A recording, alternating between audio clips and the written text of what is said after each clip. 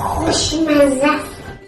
میدونید امروز برای چی اینجا هستیم؟ والا نمیدونستم ولی الان دیگه فهمیدم برای چی هستم. شما رو چی صدا میزنه؟ ماما معصومه.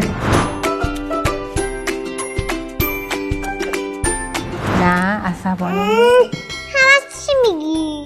اسم این چیه؟ بنز. آفرین. وای چه قشنگ.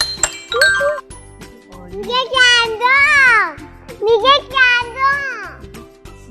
بیا گوش کن. بده من گوش کن. مرسی. خیلی خوشمزه است. بعد چه رنگی آبزش؟ چه رنگیه؟ قرمز. با من اینو بخورم دمنوشه. شما دوست دارین؟ آره؟ خوشمزه است؟ آره. خب باشه. به مامان بزرگ نمیدی؟ آره؟ دوتاشونو میخوری. نمیشنم. قصه بگو. والا بیشتر براش قصه میگم. قصه چی؟ البسته.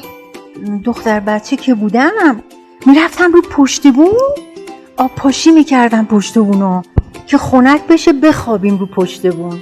بعد از پشت بون آب میریختم رو سر داداشم. این میاد اینجا اون میره اینجا این میاد اینجا. فهمیدی؟ آره. آبی آبی مهتابی. داخلش موزیک میتونی گوش کنی، داخلش قصه هست گوش کنی، داخلش آهنگای قصه میشنوی، داخلش سبزی.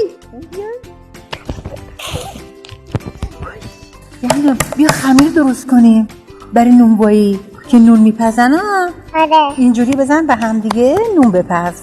خب اگه برمیگشتم به سن گندم که ممکن بود کارهایی که قبلا میکردم دیگه بعدش نکنم.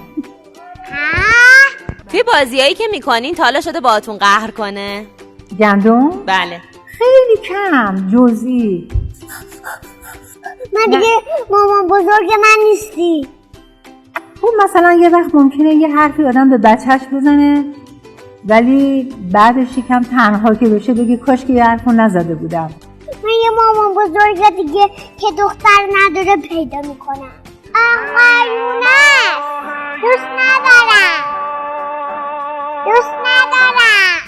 این چند تا؟ 2 تا؟ یا 2 تا 3 تا؟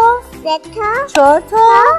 5 تا 6 تا. نه فقط لذت میبرم و احساس رضایت میکنم که دارم باش بازی میکنم. بعد حتی اگه مثلا خیلی هم مثلا خسته بشم بازم همون خستگیشم دوست دارم. من بلد نمیدونم تو زیاد خوردی. چرا اینها دیگه ببین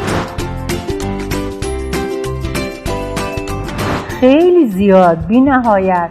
یعنی اینقدر که به من انرژی میده، هم من بهش انرژی میدم هم اون به من انرژی میده. بهترین روزم هم هست وقتی با گندمم.